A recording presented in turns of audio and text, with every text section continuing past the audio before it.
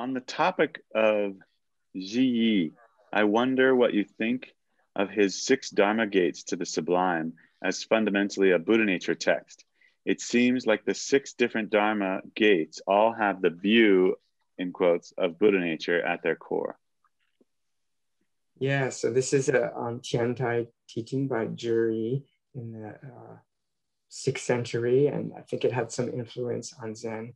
But these six Dharma gates are using the breath, but in this unique style of Tiantai. So the six gates are counting the breath is the first.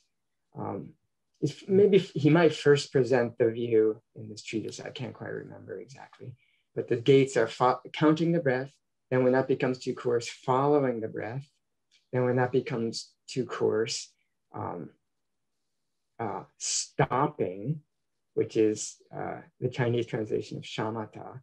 So it's sort of playing with the idea the breath seems to stop, but really it's the mind is stopping in stillness. And so then the breath is not really operating so much. The fourth, as I recall, is seeing, which is the Chinese translation of vipassana. And so it's bringing in the teachings of emptiness at this point.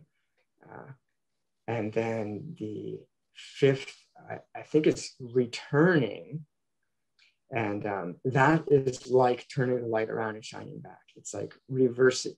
It's like the mind that is doing the vipassana. You turn back and look at the mind that's doing the vipassana. I think is the fifth gate. And then the sixth is purity, where it's the final stage. So it's more methodical. Tiantai is a little bit more methodical kind of meditation than Zen. I think that type of teaching, because it's interwoven with the view based on Nagarjuna and the Lotus Sutra and the Parinirvana Sutra, Zhiyi's main influences, that they're all kind of have the view woven into them. But then Zen as a tradition, similar to Dzogchen, it likes to not set up any systems at all and just cut directly through. And we don't need six gates. There's just one gate and this is it. So all the Tiantai teachings are there in the background. And also Zen, it came out of these more scholastic schools, Tiantai and Huayan, that were getting more and more complicated in China. And I think there was some feeling of we need to go back to the roots and we're getting too bogged down in the concepts. We need to find Buddha's awakening here and now.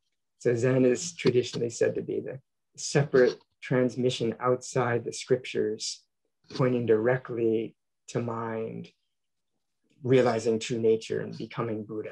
That's a phrase that was attributed to Bodhidharma, the founder.